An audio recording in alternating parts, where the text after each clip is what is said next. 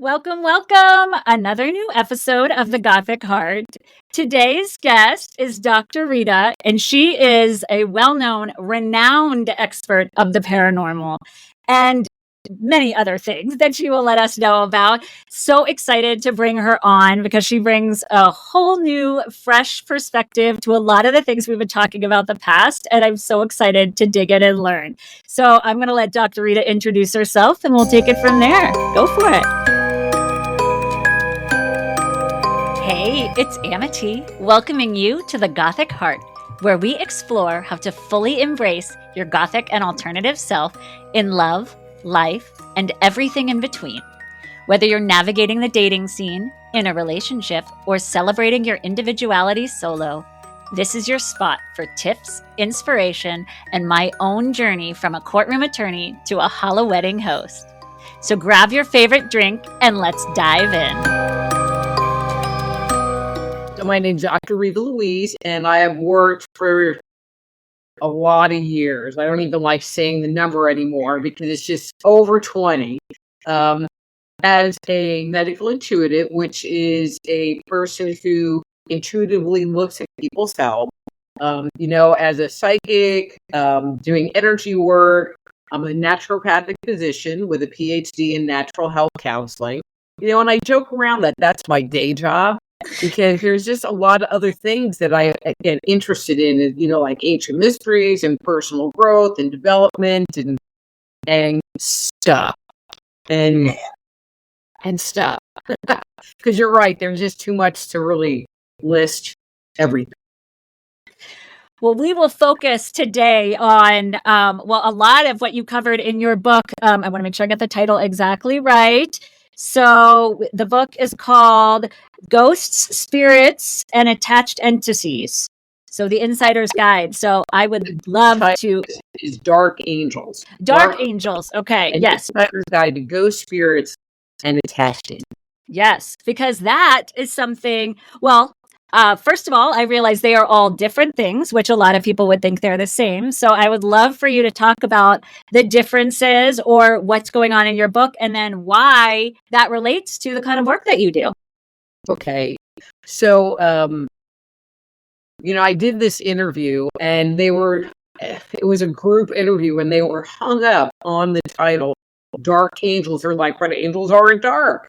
I'm like, but ghosts are spirits, angels are spirits, and in my world, there's, guardian angels and, the higher level angels, and then you kind of come down, and then you get to like the lower vibrations where it's like you hit your basic ghosts, and then there are ones that are more malevolent that you might end up interacting with. And so what my book talks about are the more malevolent angels.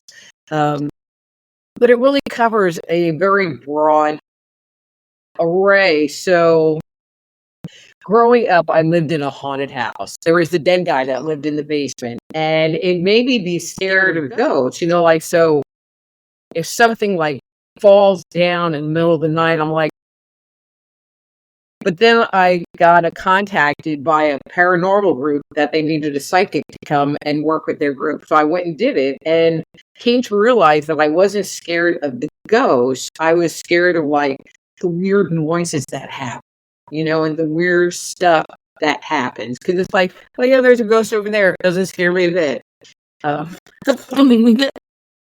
one thing, because I'm gathering this is a fairly new topic to your listeners, and so I think this is a really important piece of information to share, is that you can have a ghost hang out in your house. So like I live in a historic house. I have 2 ghosts that live here that are thankfully pretty quiet and don't do weird stuff. Like at my girlfriend's house, where they're always doing things. And they're attached to the house. They just live here.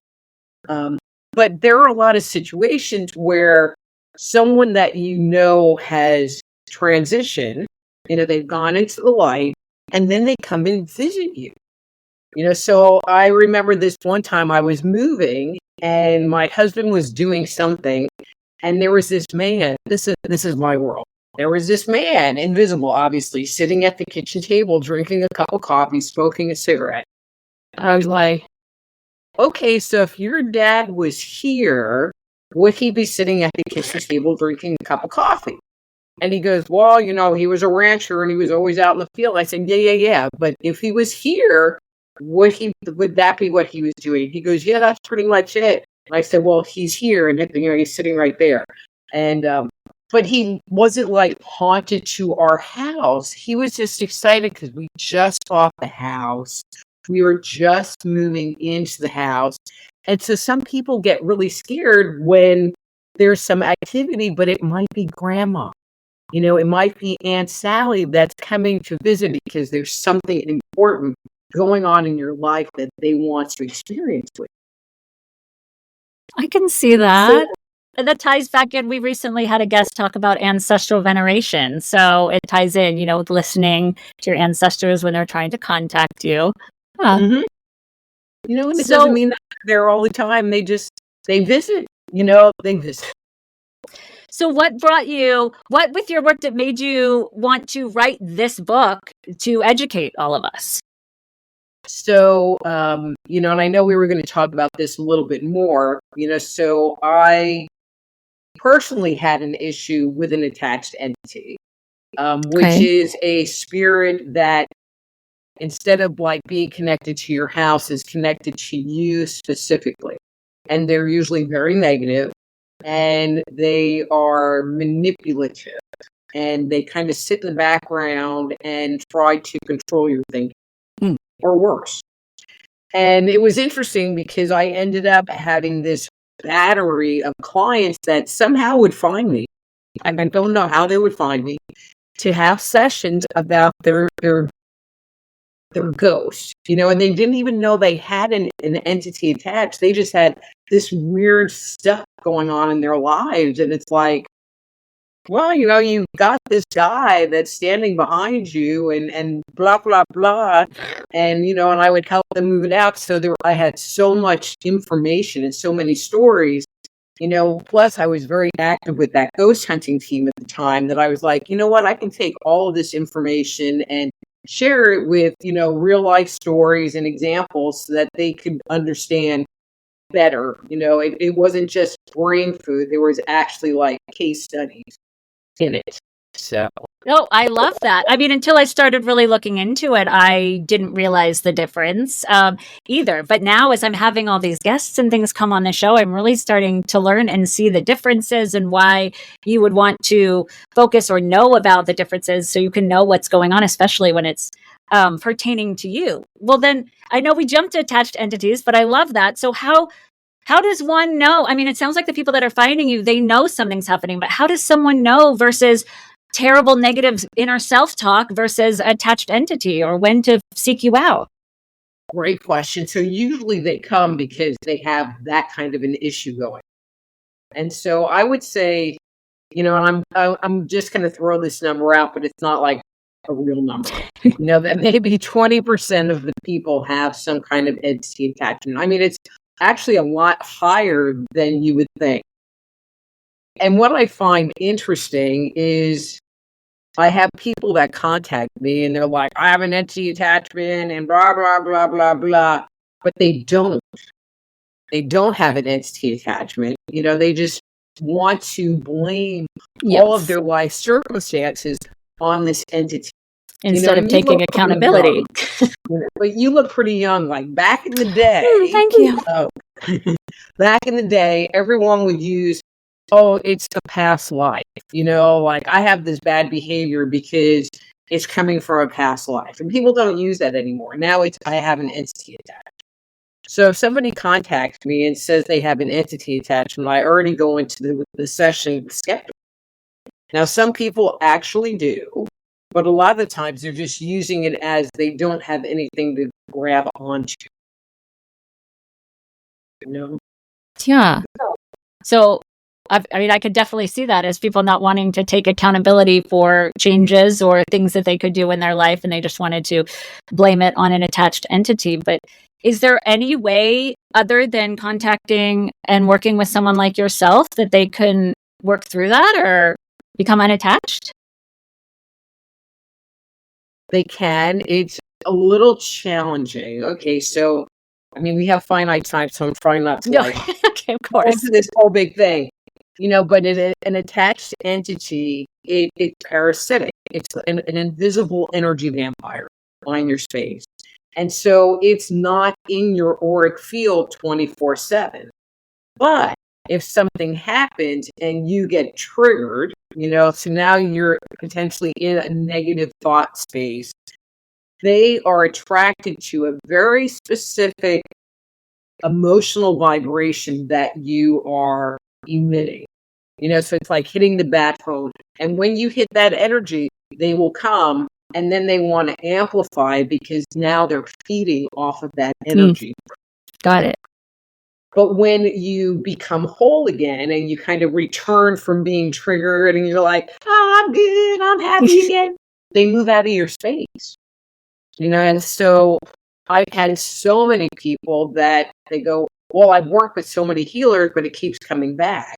Well, what many of them don't realize is that the entity is tied to a negative emotional energy that you carry.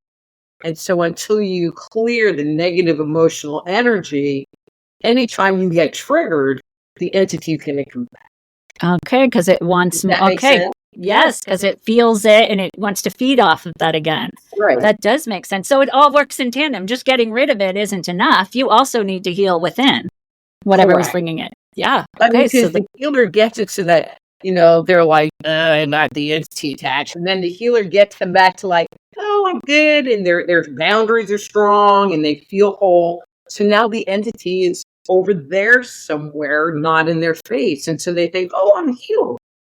But not really. Like sometimes they can make it so that they're not triggered by the same thing as often. I mean, that's like the best case scenario. right. So they finally make that final transition, but a lot of people don't. They don't. Or they don't realize that part. Yeah. Well, that's interesting. So you help with all of the parts, right? Not just releasing the entity, but also helping them work within so it's not going to keep coming back and keep happening. Well, correct. So we were talking before the show. I have a brand new book called "Dang, It Was Me All Along," which really it's more like, oh man, which really addresses the negative emotions and the negative thoughts that we have that can underlie an entity attachment. I mean, the book was originally written for people that have had trauma, or ruminate or get triggered very easily. I mean, that was kind of what the focus of the book was to how to start separating out, this is who I am, and these are my negative thoughts. And what do I need to do to not have those negative thoughts anymore?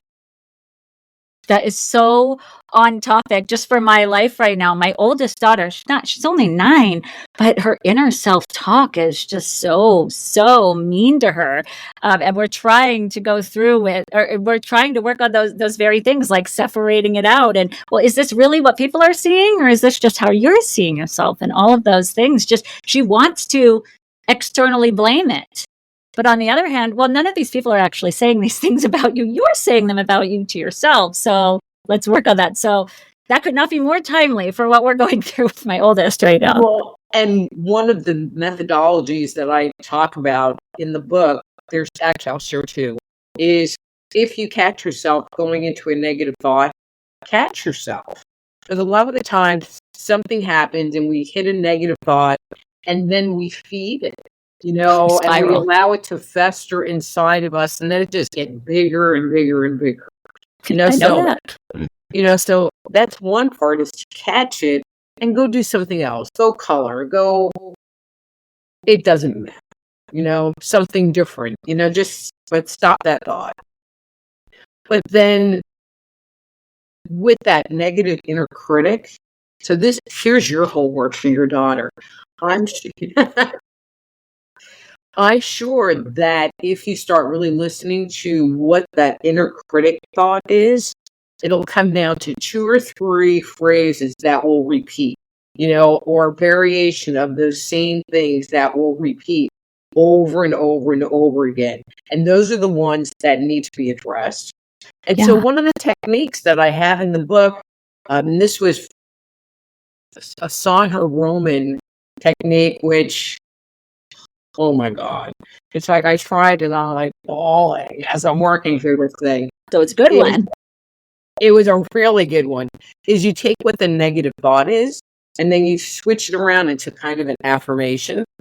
So if you think I'm ugly, you change it to like I'm beautiful. And then you write down, and I think she's probably old enough to be able to do this and write down the first thing that comes to mind. No, I'm not. I'm really ugly. And then you write again. I'm beautiful. And the first thing that comes to your mind, you write that down because it brings up all of the negative thinking. And at some point in time in that exercise, the thoughts start to change and a level of acceptance comes through, and it really breaks that program. And there might be a lot of crying involved as you're sitting there, like working through it. And it was so easy to do. I mean, okay, emotionally, maybe not so easy. And it took me a couple of days emotionally to recover from doing it because it was some very deep seated stuff. But she's 9, so it might not be that bad. No, it's just, I mean, we just finished third grade, so a lot of popularity and cliques and those kinds of things started happening, and I was not prepared. My other two are only 7, so but no, that's good. But what you said, I was writing it down. What you said is what I went through. Basically, about 13 years ago, I sort of had my breakthrough just with my different styles and personalities and things. It was always, well, you should be like this or you should be doing this. And, I would always worry about all that stuff. And then finally, I realized I liked myself, but I actually like that about me. I like that. So I'm just going to find someone who likes those things too. And I understand what you say when it's just like a breakthrough. It's a relief. It's everything. So if we can help anybody get there before, well, I was 29 and then my other breakthrough at 40 when I was like, hey, I can actually be myself in business as well. Wow. You can help it for people sooner, right? Then we're getting somewhere. But you had said something earlier that really caught my ear about the different levels of spirits and the guardian angels. I mean, I know I hadn't planned on talking about this, but I thought it was really interesting. Can you just expand on that? And how do they play a role in what will we see? I'm not an angel expert. Oh, okay. I just talk about like evil things, Oh, well, I mean, that fits with our, the Gothic heart. But so, I mean, in theory, maybe it could be the one that's giving us the good verbiage. Yeah. So, I believe that, we have a guardian angel, but some people might call it our spirit guide, but it's that being, that spirit that kind of watches over us and gives us insights and guidance. And, I have learned through a bunch of whacks up the side of the head for not listening to listen and pay attention to what they tell you, in mundane things and then in more important things. And it's easier to start paying attention to the mundane things, even though they sound so mundane. So for the listeners, I have a really great story. So this is the most recent one. So I'm working on this house because I like stuff.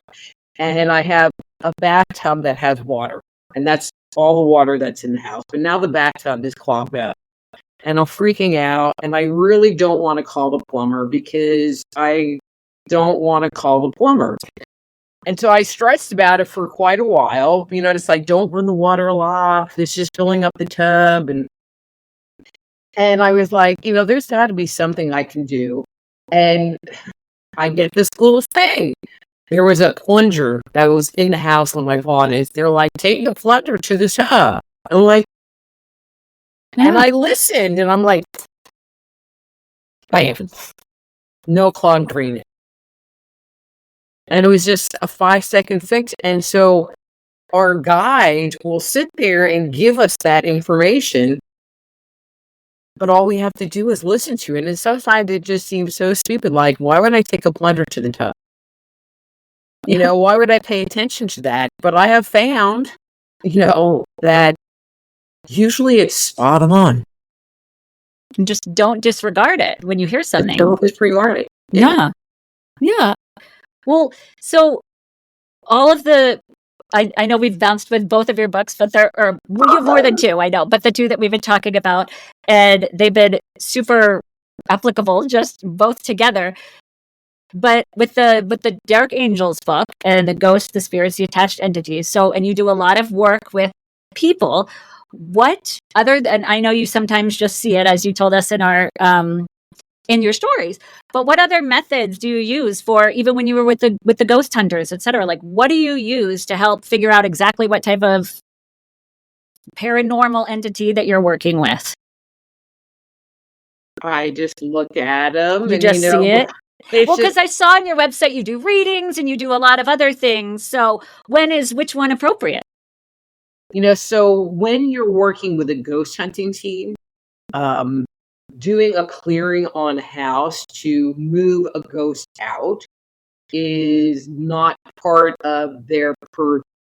Now, the homeowner might come back and say, hey, can you have somebody come and do a house clearing? But it's not part of ghost hunting. But I have done house clearing, and it's a form of energy medicine. So, you can do like Reiki on someone or therapeutic touch. And so, you don't have to have a person. You can actually use similar type skills on clearing a house, which would include getting rid of the ghost if they want to go, because you can't force them. Okay, so that makes sense. You had so many different options for healing, and like you just mentioned, Reiki, and then there was readings and all those things. So I didn't know if there was a certain right one that's better for different things, or if it's just whatever's right for the person. So there were a lot of people that like just work with certain techniques, and my personal methodology is, especially with healing, is I ask the person, like not verbally, what do you need me to do? And I just open myself up to receiving that guidance. It's like, okay, do this. Okay, don't do that here. Well, do some Reiki over here. And I just go with where I'm being led. I had this one client. It was just so weird that I kept getting, you need to pray. I'm not a praying kind of gal. And it was like, okay. And I had nothing, I mean, and he was Muslim, so I really had nothing.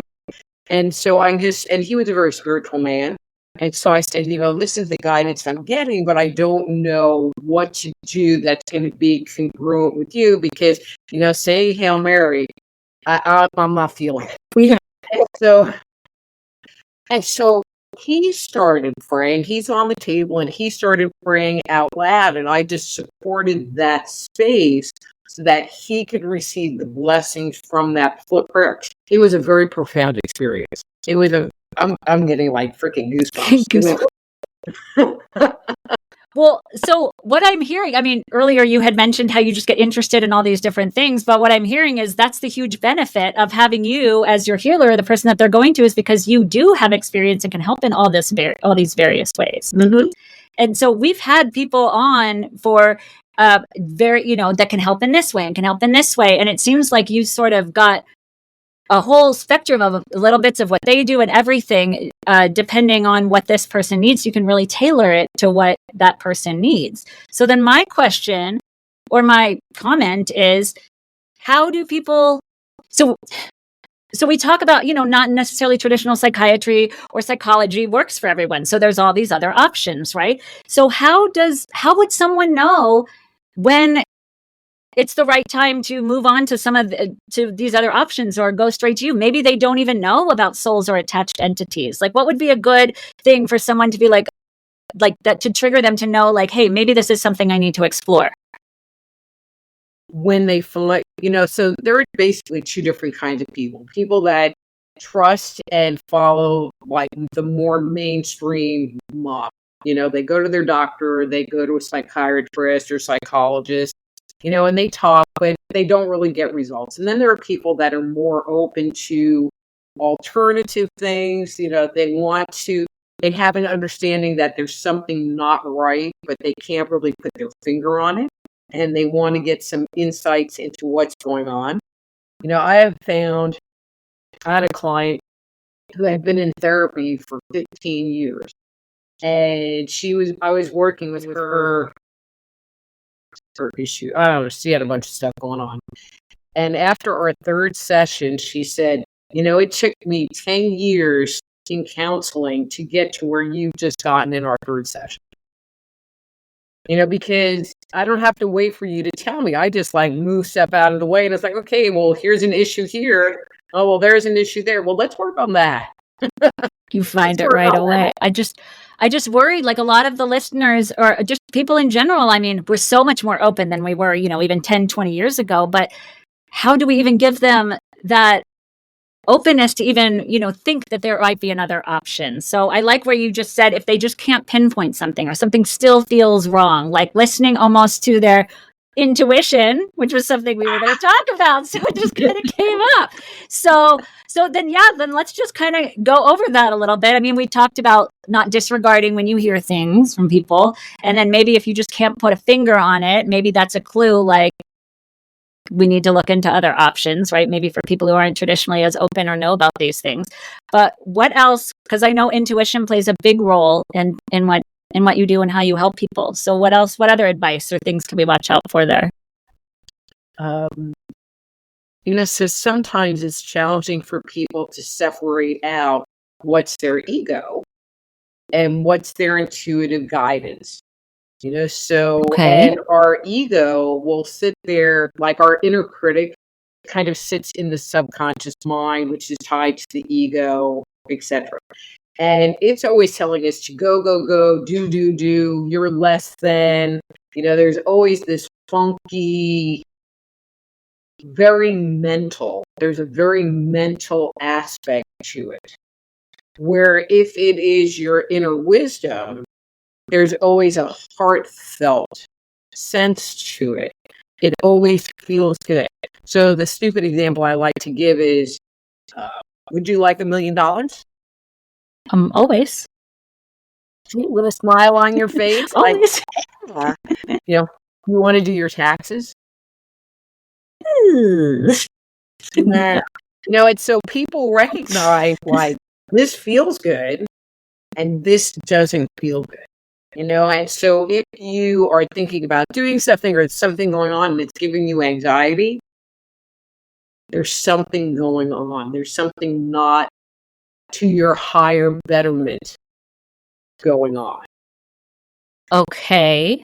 So then how do I know when to not listen and expel it from my life so I can keep the better feelings and my betterment going versus obviously we can't, just expel taxes, right? That's just, a necessary thing, we have to do. So how do I mean, because I'm hearing you, because running my own company, you have your own thing. I mean, yes, there's anxiety all the time. And of course, tasks I don't like to do. So not necessarily those, but when, I guess it's almost, I'm talking about boundaries, right? How do we know when it's the ones like, nope, you're leaving, I'm not listening? Well, doing taxes, we really don't have a choice about. Right. It really becomes the thing of surrendering, to doing it. So, right. We can't expel that one, but, expel that one. But if there's something, all right, I'll share. I'm a story person, so sorry. Good. Stories are great. So this was a number of years ago, and it will become evident as I end the story.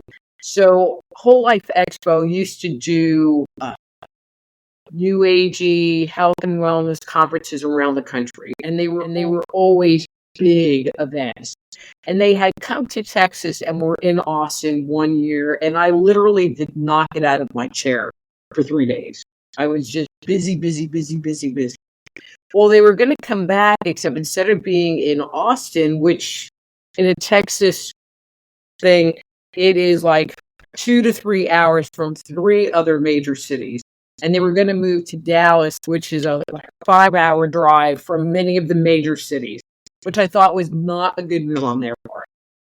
But I've done a number of their events. And so my brain was like, but you always do good, blah, blah, blah. And I'm sitting there trying to talk myself into coughing up the money because it was pricey. But my heart kept going, I'm just not feeling it. I'm just not feeling it. And that went on for a really long time where I was like trying to take my, it doesn't feel right and justify it into, I'm going to go and buy a booth. And finally I said, you sit there and you lecture on this and you're just not getting a yes. You're not getting a yes on it. So I chose to not get a booth. And I have people like, are you getting a booth? Because they knew that I like doing that. And they're like, no, I'm just not feeling it. Fast forward to the day of the event or the weekend of the event, and 2 airplanes hit the Twin Towers in New York City the day before the event started, and all the airlines were shut down, and most of the speakers, if not all of the keynote speakers, were not able to attend.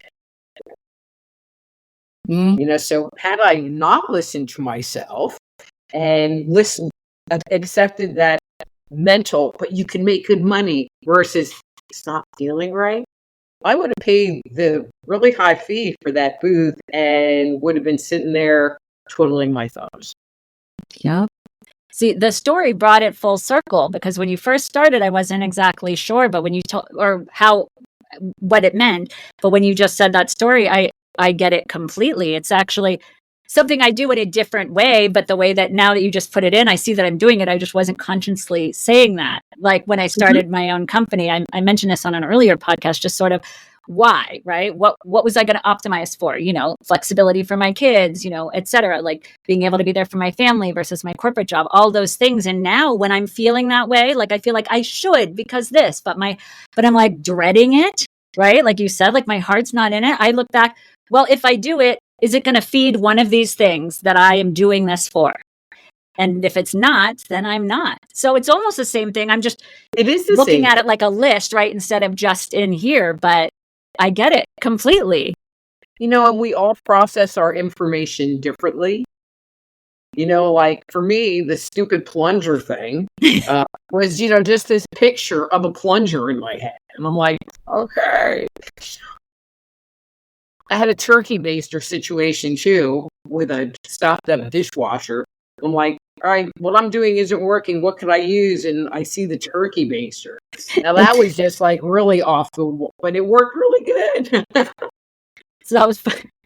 Well, yeah, my husband is very, he's a scientist, he's a physicist, he's an engineer, and not open to any of the things like I always am, and I'm always talking about and learning about. So I'm always trying to tell him, well, no, we just justified that. We can't disregard this. We can't, this happened for this reason. So the more experts like you that I have come on, I'm just like, I'm validated here, validated here.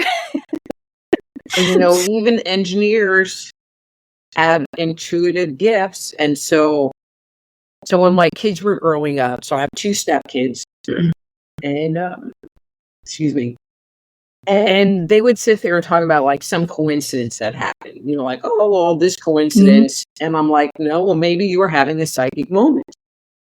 And after just changing the vocabulary, one day one of them came home, was like, I had a psychic moment. It's horse. Yes. So maybe, just raising your husband's awareness of his intuition at work that he's just in denial about. Oh, I do. I will bring it up all the time. I'm like, look, see? And when something, intuition or misplaces and finds, just all of those things, I always point it out. One day, I'll get there. We've only been married 13 years. Let's keep working on it.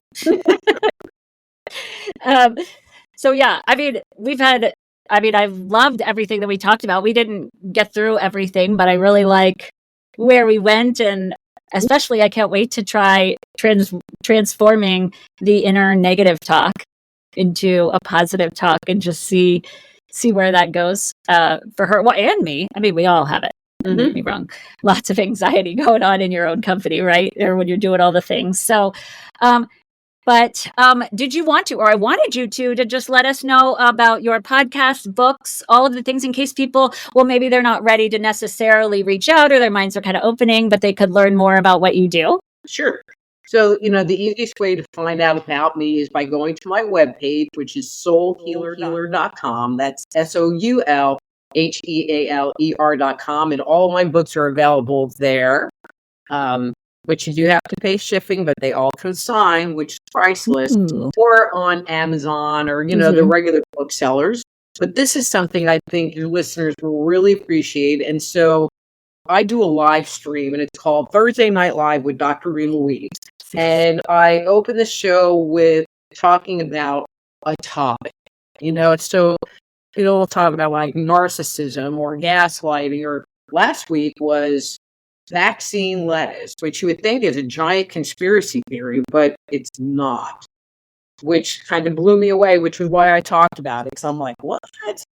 Anyway, but then after the first 15 minutes of the show, I open up the chat room and people can get a reading. They just have to say, I would like a reading, and give me a number from 1 to 3, and I give them a 1-card general reading live on air.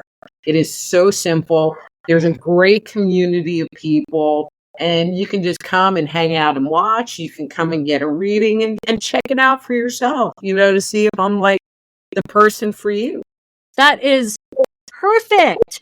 Like almost like a trial, right? Without investing, and see. Oh, I'm gonna get on tomorrow.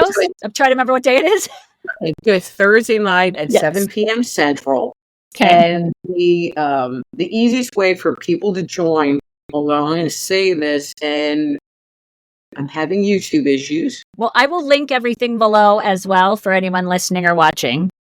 But I'm just going to say this out loud. But if they go to YouTube and they go to Just Energy Radio, so that's 3 words, Just Energy Radio, and on Thursday night, 7 p.m. Central, and click on the live button, it's through that interface that they can go into the chat and ask questions or socialize or whatever.